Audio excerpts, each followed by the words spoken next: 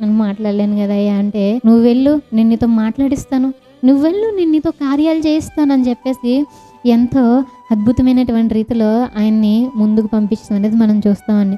అదేవిధంగా పిల్లరా, మరి ఈరోజు మనందరం కూడా ముందుకు అడుగు వేయాలండి. మోషే గారు అలా అడుగు వేశారు. అట్లా అడుగు వేసిన తర్వాత ఎక్కడ కూడా వెనక్కి తిరిగి చూడలేదు ఆయన. ఎంత గొప్పగా అయిపోయాడయ్యా అంటే, కొత్త నిబంధనలోకి వచ్చేసరికి నా ఇల్లు అంతట్లో నమ్మకమైనటువంటి వాడు మోషే. గొప్ప సర్టిఫికెట్ అనేది, నా ఇల్లు అంతట్లో నమ్మకమైనటువంటి వాడు. ఆయన కూడా ఎలా ఉన్నాడయ్యా అంటే, ఫరో కుమార్తె యొక్క కుమారునిగా అనిపించుకున్నట్టు కంటే ఈ నిందలు బెటరు. ఆయన కూడా చూడండి ఎలా అయిపోయాడు. మరి స్టార్టింగ్ అది అప్పుడు, మరి ఇప్పుడు, మరి మన జీవితం అప్పుడు ఓకే ఎలా ఉంది, ఇప్పుడు ఓకే ఎలా ఉంది. దేవుళ్ళలోకి వచ్చిన తర్వాత స్టార్టింగ్కి ఎండింగ్కి డిఫరెన్స్ చూపించాలి. మరి మనం కూడా డిఫరెన్స్ చూపిస్తున్నాం. ఏంటి తెలుసా, మొదటి వారు కడపటి వారు అవుతారు, కడపటి వారు మొదటి వారు అవుతారు. ఆ డిఫరెన్స్ చూపిస్తున్నాం మనం.